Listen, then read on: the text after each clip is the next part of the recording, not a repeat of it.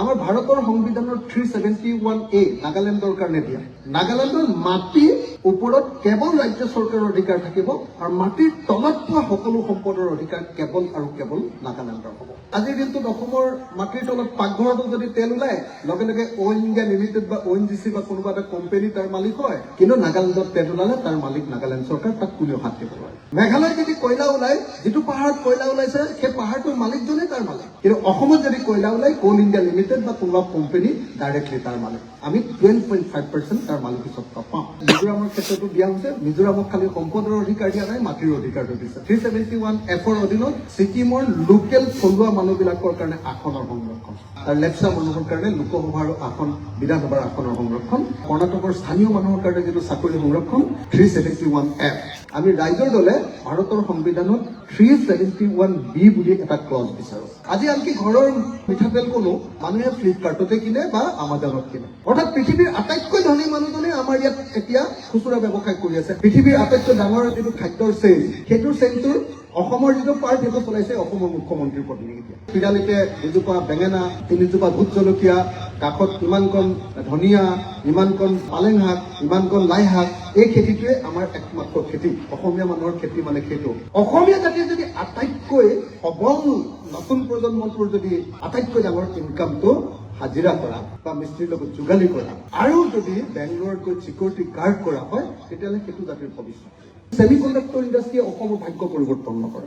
অসমৰ যদি ভাগ্য পৰিৱৰ্তন কৰিব লাগে, বাহিৰৰ পৰা অহা কেপিটেলে নোৱাৰে, আমাৰ ভিতৰৰ পৰা গঢ়ি উঠা কেপিটেল।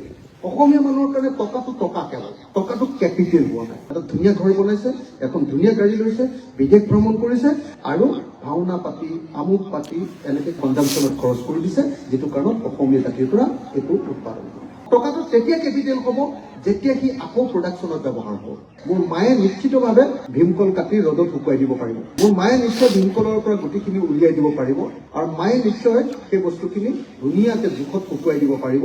আৰু আমাৰ মা, আমাৰ দেউতা, আমাৰ দদাইদেউ, আমাৰ খুৰাদেউ প্ৰত্যেকজনক গাঁৱৰ ভিতৰতে কাম দিম কেৱল আৰু কেৱল তেতিয়াহে। গোৱাৰ আজিৰ দিনটো পাৰ কেপিটেল ইনকাম 6,74,000 টকা। তেওঁলোকৰ আছে অকল সাগৰৰ পানী টুপা আৰু ফেনী। ছিকিমৰ পাৰ কেপিটেল ইনকাম আজিৰ দিনটোত 5,84,000 টকা আৰু আমাৰ আজিৰ দিনটোৰ পাৰ কেপিটেল ইনকাম 1,35,000 টকা। আমাৰ কি আছে? চব তেল আছে, কয়লা আছে, সুনীল আছে, চাহপাত আছে, খেতি আছে, ব্ৰহ্মপুত্ৰ আছে, কাজিৰঙা আছে, মানাহ আছে, শিৱসাগৰ আছে, 97টা ট্ৰাইবছ আছে, চবৰে ড্ৰেছ আছে, চবৰে ৱে অফ লাইফ আছে, কালচাৰ আছে, মানে দেখুৱাব পৰা ইমান বস্তু আছে, অথচ আমি এতিয়ালৈকে সেই বস্তুবিলাকৰ এক্সপ্ল'ৰ কৰাই নাই। অসমক সঁচাকৈ আমি আগুৱাই নিব খোজো। এনেই ৰাজনীতি কৰি মানে দালালি কৰিবৰ কাৰণে ৰাজনীতি কৰিব খোজা নাই, চিৰিয়াছলি ৰাজনৈতিক পৰিৱৰ্তন এটা আনিব খুজিছো।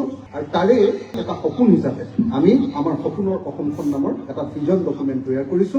ভাৰতৰ সংবিধানে ৰাজ্যবিলাকক দিয়া যি অধিকাৰ, আটাইতকৈ ডাঙৰ অধিকাৰটো দিছিলে আৰ্টিকল 370, সেইটোতো নাইকিয়া কৰি দিলে। তাৰ পাছৰ ৰাজ্যবিলাকক দিয়া অধিকাৰটো হ'ল আৰ্টিকল 371A পৰা জেৰ ভিতৰত। আমি সেইকাৰণে কৈছো, আমি যদি সুযোগ পাওঁ অসমৰ কাৰণে বিশেষ ৰাজ্যৰ মৰ্যাদা আমি আনিব খোজো। অসমৰ কাৰণে বিশেষ ৰাজ্যৰ মৰ্যাদা আছিলে, আপোনালোকে সকলোৱে জানে যে 1969ৰ পৰা আছিলে, কিন্তু সেই বিশেষ ৰাজ্যৰ মৰ্যাদাটো সংবিধান স্বীকৃত নাছিলে। যেনেকৈ মিচিংসকলৰ স্বায়ত্ব শাসন, ৰাভাসকলৰ স্বায়ত্ব শাসন, তিৱাসকলৰ স্বায়ত্ব শাসন, এইবিলাক সংবিধান স্বীকৃত স্বায়ত্ব শাসন নহয়। ঠিক তেনেকে আমাৰ অসমকে ধৰি 12খন ৰাজ্যৰ যি বিশেষ ৰাজ্যৰ মৰ্যাদা আছিলে, সেই মৰ্যাদাটো সংবিধান স্বীকৃত বিশেষ ৰাজ্যৰ মৰ্যাদা নাছিল।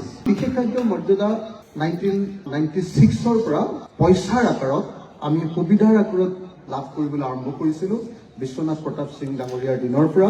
তাৰ ভিতৰত আটাইতকৈ গুৰুত্বপূৰ্ণ সুবিধাটো আছিলে যে কেন্দ্ৰৰ টেক্সৰ, চেন্ট্ৰেল গভৰ্ণমেণ্টৰ চেন্ট্ৰেল টেক্সৰ 65.35% টকা 12খন ৰাজ্যৰ মাজত বিতৰণ হৈছিলে আৰু বাকী পইচাবিলাকে ডাঙৰ ডাঙৰ ৰাজ্যৰ মাজত বিতৰণ হৈছিলে চেন্ট্ৰেল টেক্স।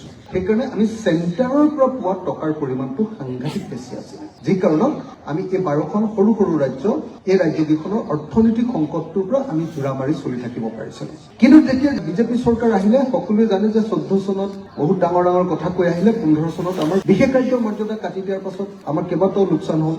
এক নম্বৰ কথাটো হ'ল সেই যে চেন্ট্ৰেল টেক্সৰ যিটো 65% সেইটো আমি নোপোৱা হৈ গ'লো, সেইটো সকলো ৰাজ্যৰ কাৰণে সমান কৰি পেলালে, সেইটো ডাঙৰ প্ৰব্লেম হৈ গ'ল। তাৰ ফলস্বৰূপে আমি বিশেষ টকাটো আমাৰ বন্ধ হৈ গ'ল। তাৰপিছত দ্বিতীয় যিটো আমাৰ প্ৰব্লেম হৈ গ'ল সেইটো হ'ল যে চেণ্ট্ৰেলি স্পন্সৰ্ড স্কিমবিলাক যিবিলাক 100% আমাৰ ৰাজ্যৰ কাৰণে আছিলে, তেনেকুৱা 43টা তেনেকুৱা স্কিম আছিলে, তাৰ বেছিভাগ স্কিম বন্ধ কৰি দিলে। এতিয়া চেণ্ট্ৰেলি স্পন্সৰ্ড স্কিমত 100% চেণ্ট্ৰেল গভৰ্ণমেণ্টৰ পইচা আছিলে, সেইবিলাক এতিয়া 80:10 কৰি দিলে বেছিভাগতে, নহ'লে ক'ৰবাত 90:10 কৰিলে দুটামানত, আৰু নহ'লে বেছিভাগ স্কিম বন্ধ কৰি দিলে। তাৰ ফলস্বৰূপে আমি বহুত ডাঙৰ অৰ্থনৈতিক সংকটত পৰিছো। আগতে কি আছিলে, আমি বহিদেশৰ পৰা যদি ধাৰ লওঁ তেতিয়াহ'লে 100% ফ্ৰী আছিলে আমাৰ, এইটো চেণ্ট্ৰেল গভৰ্ণমেণ্টে মাৰি দিয়ে। সেইটো নাইকিয়া কৰিছিলে, 80-20 কৰি দিছিলে, প্ৰথমতে নাইকিয়াই কৰিছিলে। তাৰপিছত যেতিয়া অসমত তেতিয়া কৃষক মুক্তি সংগ্ৰাম সমিতিয়ে অন্ততঃ আমি 10টামান তেনেকুৱা ডাঙৰ প্ৰচেছন কৰিছিলো, সেইবিলাক কৰাৰ পাছত চেণ্ট্ৰেল গভৰ্ণমেণ্টৰ হাল্লা হুলস্থুল লগাৰ পাছত অকল খালি সেই এক্সটাৰ্নেল এডেড যিবিলাক প্ৰজেক্ট সেইবিলাকত এতিয়া হেৰিটো ৰাখি বাকী আটাইবিলাক সা সুবিধা বিশেষ ৰাজ্যৰ সা সুবিধাবিলাক কাটি দিলে। আমাৰ যিটো আটাইতকৈ ডাঙৰ ৰাজনৈতিক দাবী সেইটো হ'ল আমি ৰাইজৰ দলে ভাৰতৰ সংবিধানত 371B বুলি এটা ক্লজ বিচাৰো। 371B বুলি আমাৰ কাৰণে ক্লজ এটা আছে, সকলোৱে জানে। সেইটোত আছে অকল ট্ৰাইবেল ভাষাবিলাক 6 শিডিউলৰ কাৰণে। আমাৰ ভাৰতৰ সংবিধানৰ 371A নাগালেণ্ডৰ কাৰণে দিয়া কি আছে, নাগালেণ্ডৰ মাটিৰ ওপৰত কেৱল ৰাজ্য চৰকাৰৰ অধিকাৰ থাকিব আৰু মাটিৰ তলত পোৱা সকলো সম্পদৰ অধিকাৰ কেৱল আৰু কেৱল নাগালেণ্ডৰ হ'ব। সেইকাৰণে সকলোৱে জানে যে আজিৰ দিনটোত অসমৰ মাটিৰ তলত পাকঘৰতো যদি তেল ওলায়, লগে লগে অইল ইণ্ডিয়া লিমিটেড বা ONGC বা কোনোবা এটা কোম্পানী তাৰ মালিক হয়, কিন্তু নাগালেণ্ডত তেল ওলালে তাৰ মালিক নাগালেণ্ড চৰকাৰ, তাক কোনেও হাত দিব নোৱাৰে। মেঘালয়ত যদি কয়লা ওলায়, যিটো পাহাৰত কয়লা ওলাইছে সেই পাহাৰটোৰ মালিকজনেই তাৰ মালিক, কিন্তু অসমত যদি কয়লা ওলায় কোল ইণ্ডিয়া লিমিটেড বা কোনোবা কোম্পানী ডাইৰেক্টলি তাৰ মালিক। আমি 12.5% তাৰ মালিকীস্বত্ব পাওঁ। আমি সেইকাৰণে কৈছো যে নাগালেণ্ডক দিয়া 371A যিটো স্বায়ত্ত শাসন স্পেচিয়েল কেটেগৰী ষ্টেট, সেইটো আমাক দিব লাগে। নাম্বাৰ 1, সেইটো মিজোৰামৰ ক্ষেত্ৰতো দিয়া হৈছে। মিজোৰামক খালি সম্পদৰ অধিকাৰ দিয়া নাই, মাটিৰ অধিকাৰটো দিছে। নাগালেণ্ডক সম্পদ আৰু মাটি দুইটাৰে অধিকাৰ দিছে। তাৰ পাছত ছিকিমৰ ক্ষেত্ৰত প্ৰযোজ্য 371F, 371Fৰ অধীনত ছিকিমৰ লোকেল থলুৱা মানুহবিলাকৰ কাৰণে আসনৰ সংৰক্ষণ, আৰু লেপচা মানুহৰ কাৰণে লোকসভাৰ আসন, বিধানসভাৰ আসনৰ সংৰক্ষণ। আমাৰ অসমত যিটো হুলস্থুল লাগি আছে তাৰ কাৰণে আমি কৈছো যে এই ক্ষেত্ৰত এটা বিবেচনা কৰিব পাৰে নেকি, সেইটো বস্তু চাব লাগে।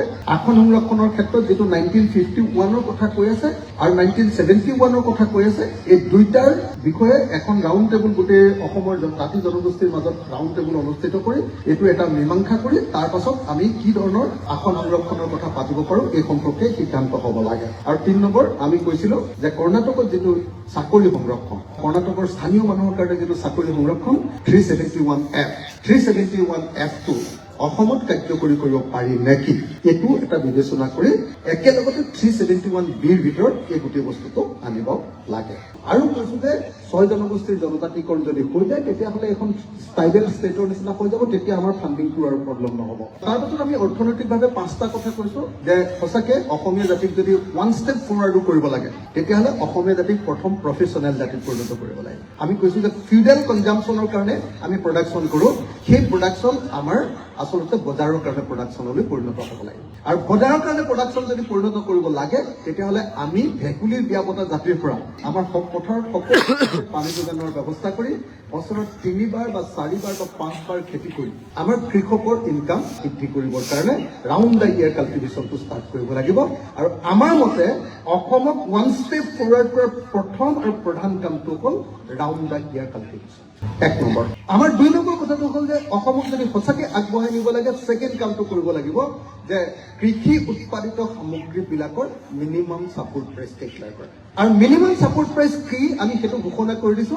মিনিমাম ছাপোৰ্ট প্ৰাইচ মানে আমি কৈছো যে প্ৰডাকশ্যন কষ্টৰ 3 গুণ। 1 কেজি কেঁচা চাহপাত উৎপাদন কৰিবৰ কাৰণে যদি 10 টকা খৰচ হয় তেতিয়াহ'লে তাৰ 3 গুণ। আৰু সেইটো প্ৰত্যেক বছৰৰ কাৰণে চৰকাৰে ঘোষণা কৰিব যে প্ৰডাকশ্যন কষ্ট যোৱা বছৰ ইমান আছিলে, গতিকে যোৱা বছৰৰ প্ৰডাকশ্যন কষ্টৰ ভিত্তিত এইবাৰ মিনিমাম কষ্ট এইটো হ'ব। ছাপোজ 1 কিলো বিলাহী আমি কিনিলো শিৱসাগৰত 5 টকা, সেই বিলাহীটো আমাৰ গুৱাহাটীৰ বজাৰত অতি কমেও 40 টকা বা 50 টকাত কিনিব লাগে। খেতিয়কজনে পায় 5 টকা। 5 টকাৰ বিলাহীটো যেতিয়া 50 টকা পায়, মাজত 45 টকা বেলেগে খায়। এইটোৱে হ'ল পুঁজিবাদী অৰ্থনীতিৰ মূল প্ৰব্লেম। সেই প্ৰব্লেমটো নাইকিয়া কৰি বজাৰ আৰু কৃষকৰ মাজত সম্পৰ্ক ৰক্ষা কৰা আৰু মাজত থকা চিণ্ডিকেটৰ পৰা আৰম্ভ কৰি এই গোটেই বেৰখন নাইকিয়া কৰিবৰ কাৰণে আমি এটা সুসংঘবদ্ধ পদ্ধতি ইয়াতে তুলি ধৰিব খুজিছো। 3 নম্বৰ আমি কৈছো যে যদি সঁচাকে অসমখন আগুৱাই যাব লাগে, থাৰ্ড যিটো কাম সেইটো হ'ল অসমৰ বজাৰখন অসমৰ স্থানীয় মানুহৰ হাতলৈ আনিব লাগে। আজিৰ দিনটোত অসমৰ বজাৰখন কাৰ হাতত আছে বুলি ক'লে প্ৰথম ক'ব লাগিব যে আজিৰ দিনটোত অসমৰ আটাইতকৈ ডাঙৰ মাৰোৱাৰীজনৰ নাম আমাজন কোম্পানী বা ফ্লিপকাৰ্ট। আজি আনকি ঘৰৰ মিঠাতেল কোনো মানুহে ফ্লিপকাৰ্টতে কিনে বা আমাজনত কিনে। অৰ্থাৎ পৃথিৱীৰ আটাইতকৈ ধনী মানুহজনে আমাৰ ইয়াত এতিয়া খুচুৰা ব্যৱসায় কৰি আছে। আমাৰ সদায় জীৱনত মনত পৰে 90ত অকল আমি সেইটোৱে আন্দোলন কৰিছিলো, গেট চিটিৰ বিৰুদ্ধে, নিউ ইকনমিক পলিচিৰ বিৰুদ্ধে, লিবাৰেলাইজেশ্যন, প্ৰাইভেটাইজেশ্যন আৰু গ্লবেলাইজেশ্যনৰ বিৰুদ্ধে যিটো আন্দোলন কৰিছো সেইটো যে বাহিৰৰ কোম্পানীবিলাকৰ হাতত দিলে নহ'ব। তো সেইটো আজি বাস্তৱ হ'ল। আনকি আজি মুখ্যমন্ত্ৰীৰ পত্নীয়েও পৃথিৱীৰ আটাইতকৈ ডাঙৰ যিটো খাদ্যৰ চেইন, সেইটোৰ চেইনটোৰ অসমৰ যিটো পাৰ্ট সেইটো চলাইছে অসমৰ মুখ্যমন্ত্ৰীৰ পত্নী। এতিয়া মানে পৰিস্থিতিটো তেনেকুৱা পৰ্যায় পালে। এতিয়া আমাজনৰ হাতত যদি আমাৰ বজাৰখন থাকে, ছেকেণ্ড শ্বপিং মল বিলাকৰ হাতত পেণ্টালুন, বিশাল মেগামাৰ্ট বা আপোনাৰ ৰিলায়েন্স ট্ৰেণ্ড বা টাটাৰ যিবিলাক আমাৰ হেৰি আছে তেওঁলোকৰ হাতত যদি এই বজাৰখন থাকে, তৃতীয় বজাৰখনটো ডেফিনেটলি আমি জানোৱে যে মাৰোৱাৰী ব্যৱসায়ী বনিয়াখিনিৰ হাতত আছে আমাৰ হোলচেল বজাৰটো। তেতিয়াহ'লে অসমৰ মানুহৰ কি থাকিব? আৰু 4 নম্বৰ বজাৰখন আচলতে অসমৰ ৰিটেইল চেল বিজনেছটো আজিৰ দিনটোতো বেংগলী মানুহবিলাকৰ হাততে আছে। অসমৰ স্থানীয় থলুৱা মানুহখিনিৰ হাতত আচলতে বজাৰ নাই। আৰু আমি কৈছো যে যদি সঁচাকে এখন চৰকাৰে ভালকে কাম কৰিব লাগে তেতিয়াহ'লে এই বজাৰৰ যিটো চেইন, এই চেইনটোত অসমৰ স্থানীয় মানুহৰ ষ্টেকটো, স্থানীয় মানুহৰ যিটো অংশ, সেই অংশটো বৃদ্ধি কৰি এটা পৰ্যায়ক্ৰমে আমি আগবঢ়াই নিব পাৰিলেহে অসমখন উন্নতিৰ দিশত আগবাঢ়িব। যেতিয়ালৈকে অসমীয়া মানুহ কেৱল কনজিউমাৰ হৈ থাকিব, আমি কিনিবলৈ যাম আৰু বিক্ৰী কৰিবলৈ নাযাম, তেতিয়ালৈকে কেতিয়াও অসমীয়া জাতিয়ে উন্নতিৰ মানে বজাৰৰ প্ৰকাশে বজাৰলৈ যদি নাযাওঁ অসমীয়া মানুহে কেতিয়াও পইচা পাব নোৱাৰো। গতিকে আমি বাৰম্বাৰ এটা শব্দ কৈ আছো যে আমি আমাৰ শাসনকালত প্ৰথম যিটো কাম কৰিম, অসমীয়া জাতিক পেছাদাৰী জাতি বা প্ৰফেচনেল জাতিত আমি কৰিব লাগিব। এতিয়া আমি ফিউডাল কনজামশ্যনত আছো, ফিউডাল প্ৰডাকশ্যনত আছো। আমাৰ প্ৰডাকশ্যন আজিৰ দিনটোতো ইমানকণ ফিডালিতে দুজোপা বেঙেনা, 3জোপা ভোট জলকীয়া, কাষত ইমানকণ ধনিয়া, ইমানকণ পালেং শাক, ইমানকণ লাই শাক, এই খেতিটোৱে আমাৰ একমাত্ৰ খেতি। অসমীয়া মানুহৰ খেতি মানে সেইটো। আমাৰ পথাৰ এতিয়াও ট্ৰেক্টৰ চলাব নোৱাৰা পথাৰ, আমি সৰু পথাৰত বাস কৰিছো। আমাৰ মেকানাইজেশ্যনৰ প্ৰশ্নটোৱে আহিব নোৱাৰে কাৰণে মাটি আছে আমাৰ 1 বিঘা 1.5 বিঘা মাটি। মেকানাইজেশ্যন সম্ভৱে নহয় আমাৰ পথাৰত। এই গোটেই কাৰবাৰটোক যদি সঁচাকে আমি বদলাব নোৱাৰো, সঁচাকে যদি আমি ফিউডাল প্ৰডাকশ্যনৰ মাজত থাকো, অসমীয়া জাতি আগবাঢ়ি যোৱাটো সম্ভৱপৰ নহয়।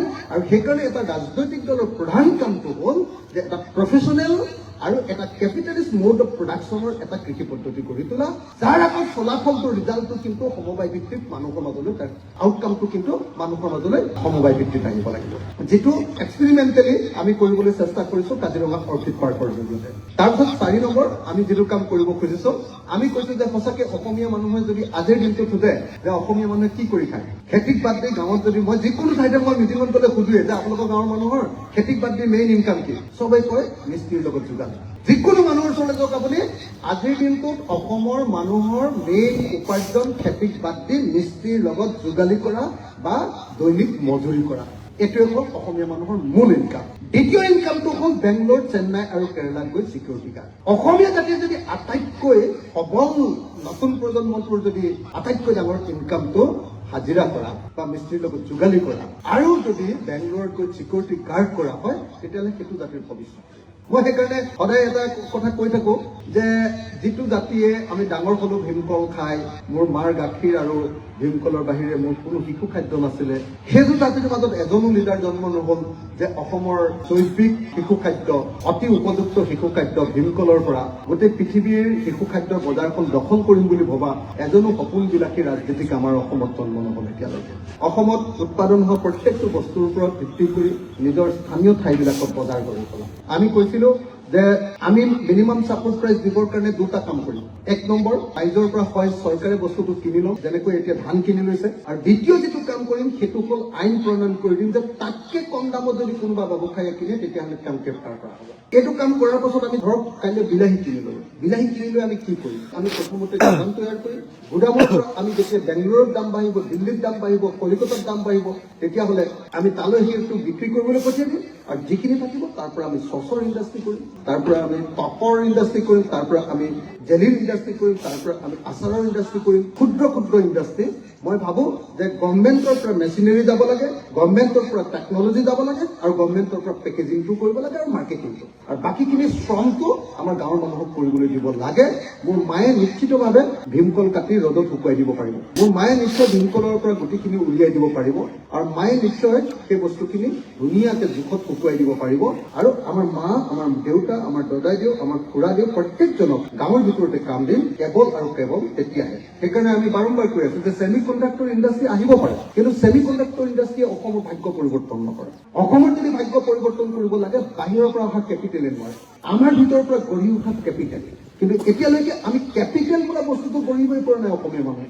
অসমীয়া মানুহৰ কাৰণে টকাটো টকা কেৱল, টকাটো কেপিটেল হোৱা নাই। টকাটো তেতিয়া কেপিটেল হ'ব যেতিয়া সি আকৌ প্ৰডাকশ্যনত ব্যৱহাৰ হ'ব, কিন্তু আমি আকৌ প্ৰডাকশ্যনত ব্যৱহাৰেই নকৰোঁ। ভাৰতৰ স্বাধীনতাৰ পাছত আচলতে উৎপাদন বৃদ্ধি পাইছে 4টা ক্ষেত্ৰ। এটা হ'ল উজনি অসমৰ ক্ষুদ্ৰ চাহ খেতি, নামনি অসম আৰু পাহাৰ এলেকাবিলাকত ৰবৰ খেতিটো, 3 নম্বৰটো হ'ল মুছলমান এলেকাবিলাকৰ চব্জি খেতিটো, আৰু 4 নম্বৰটো হ'ল মুছলমান এলেকাবিলাকৰ ফিচাৰীটো। কিন্তু উৎপাদন বৃদ্ধি পোৱাৰ পাছত উজনি অসমৰ এজন মানুহে চাহ খেতিৰ পৰা 10 লাখ টকা উপাৰ্জন কৰিছে এবছৰ, সেই পইচাটো কিন্তু তেওঁ কেপিটেল হিচাপে ব্যৱহাৰ কৰা নাই, তেওঁ কনজাম্পশ্যনত ব্যৱহাৰ কৰিছে। এটা ধুনীয়া ঘৰ বনাইছে, এখন ধুনীয়া গাড়ী লৈছে, বিদেশ ভ্ৰমণ কৰিছে, আৰু ভাওনা পাতি, আমুক পাতি এনেকে কনজাম্পশ্যনত খৰচ কৰি দিছে, যিটো কাৰণত অসমীয়া জাতিৰ পৰা একো উৎপাদন কৰে। কিন্তু ইয়াৰ বিপৰীতে নামনি অসমত যদি চাই, বৰপেটা ৰোডত যদি চাই আপুনি, এজন মিয়া মানুহে, এজন মুছলমান মানুহে ওচৰৰ অসমীয়া ভাষী মানুহজনৰ পৰা 1 বিঘা মাটি ভাড়ালৈ লৈছে, লিজলৈ লৈছে 3,000 টকা। এবাৰ খেতি কৰিলে 3,000 টকা, দুবাৰ খেতি কৰিলে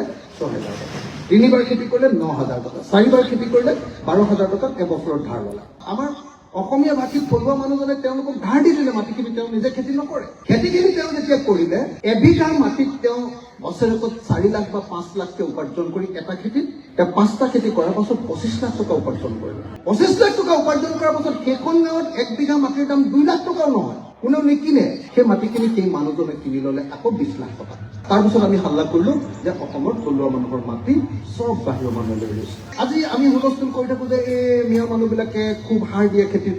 তেওঁলোকৰ যিটো প্ৰডাকশ্যন সেইটো হ'ল কেপিটেলিষ্ট মোড অফ প্ৰডাকশ্যন, আমাৰ যিটো প্ৰডাকশ্যন সেইটো হ'ল ফিউডেল প্ৰডাকশ্যন, যি কাৰণত আমি অকল নিজৰ ঘৰত কনজাম্পশ্যন কৰিবৰ কাৰণে গোবৰেৰে খেতি কৰোঁ। নামনি অসমত আজিৰ দিনটোত কাজিয়া চলি আছে যে এই যিটো আমাৰ বড়ো খেতিৰ সঁচটো বেয়া, এইবাৰ বহুত দাম বঢ়াই দিছে বুলি গোটেই খেতিয়কৰ মাজত হাহাকাৰ লাগি আছে। আমাৰ উজনি অসমত বড়ো খেতি কি এতিয়ালৈকে জনাই নাই। আমি একবাৰ খেতি কৰি ভেকুলীৰ বিয়া পাতি বহি আছো। আৰু 5 নম্বৰ অসমৰ আটাইতকৈ সম্ভাৱনাপূৰ্ণ এটা উদ্যোগ হ'ল টুৰিজম। গোৱাৰ আজিৰ দিনটো পাৰ কেপিটেল ইনকাম 6,74,000 টকা। তেওঁলোকৰ আছে অকল সাগৰৰ পানী টুপা আৰু ফেনী। ছিকিমৰ পাৰ কেপিটেল ইনকাম আজিৰ দিনটোত 5,84,000 টকা, আৰু আমাৰ আজিৰ দিনটোৰ পাৰ কেপিটেল ইনকাম 1,35,000 টকা। যেতিয়া চাবলৈ গৈছো তেতিয়া দেখিছো যে তেওঁ গোৱাটো বিশেষ একো নাই, সাগৰৰ পানী আছে আৰু ফেনী আছে, বাকীটো চব মেনেজ কৰে। আমাৰ কি আছে? চব তেল আছে, কয়লা আছে, সুনীল আছে, চাহপাত আছে, খেতি আছে, ব্ৰহ্মপুত্ৰ আছে, কাজিৰঙা আছে, মানাহ আছে, শিৱসাগৰ আছে, 97টা ট্ৰাইবছ আছে, চবৰে ড্ৰেছ আছে, চবৰে ৱে অফ লাইফ আছে, কালচাৰ আছে, মানে দেখুৱাব পৰা ইমান বস্তু আছে। আৰু আজিকালি টুৰিজিম সাগৰৰ পানী চাই কিন্তু সৰু টুৰিজিমটো নহয়, ডাঙৰ টুৰিজিমটো হয় মানুহে বহুদিন এখন গাঁৱত থাকি লয়, তেওঁলোকৰ ৱে অফ লাইফটো চাবলৈ লাগে। এইটোহে আচল টুৰিজিম, তাকে বেছিকৈ পইচা পায়। সেই টুৰিজিম কৰিবৰ কাৰণে আমাৰ গাঁৱে গাঁৱে ইমান সম্পদ আছে, অথচ আমি এতিয়ালৈকে সেই বস্তুবিলাকৰ এক্সপ্ল'ৰ কৰাই নাই। তো এটা নতুন যুগৰ যদি আৰম্ভ কৰিব লাগে, অসমে যেতিয়া এটা নতুন ৰাজনৈতিক দল পাব লাগে, অসমে যেতিয়া সঁচাকৈ যদি নতুন যুগলৈ আগবাঢ়ি ল'ব লাগে, 1 ষ্টেপ ফৰৱাৰ্ড কৰিব লাগে, আমাৰ ভিজনটো বহল হ'ব লাগিব। আৰু আমি থিয়ৰিটিকেলি আৰু প্ৰেক্টিকেলি এই দুইটা বস্তু বুজি লৈ আমি অসমীয়া জাতিক নতুন ধৰণে আগবঢ়াই দিব লাগিব। অসমক সঁচাকৈ আমি আগুৱাই নিব খোজোঁ। এনেই ৰাজনীতি কৰি মানে দালালি কৰিবৰ কাৰণে ৰাজনীতি কৰিব খোজা নাই, চিৰিয়াছলি ৰাজনৈতিক পৰিৱৰ্তন এটা আনিব খুজিছোঁ। আৰু তাৰে এটা সপোন হিচাপে আমি আমাৰ সপোনৰ অসমখন নামৰ এটা ভিজন ডকুমেণ্ট তৈয়াৰ কৰিছোঁ।